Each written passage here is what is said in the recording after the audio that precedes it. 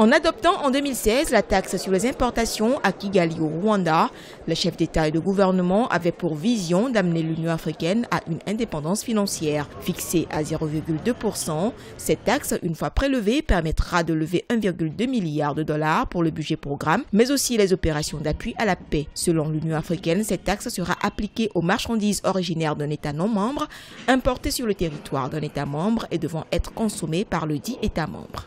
Si nous prenons les pays qui ont pu émerger sur les 20 dernières années, en l'occurrence le cas de la Chine, c'est des pays qui ont pu fermer leurs frontières pendant un certain nombre d'années, ce qui a permis à ces pays de pouvoir monter en puissance avec leurs entreprises nationales.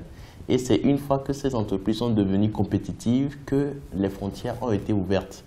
Donc ce mécanisme très simple va faire en sorte que les entreprises africaines vont pouvoir disposer d'un marché beaucoup plus grand en Afrique et aussi booster les échanges intra-africains. 2017 est l'année à laquelle devait démarrer le prélèvement de cette taxe. À ce jour, sur les 54 États, seule la Guinée vient de matérialiser cet engagement en faisant voter le 20 mai 2017 une loi autorisant ce prélèvement. Si on se rappelle de 2014, il a été initié par l'Union africaine, une taxe sur les billets d'avion, une autre taxe sur les nuits d'hôtel, une autre taxe sur les SMS téléphoniques. Mais aujourd'hui, où en sommes-nous? Cette taxe n'a jamais été mise en vigueur.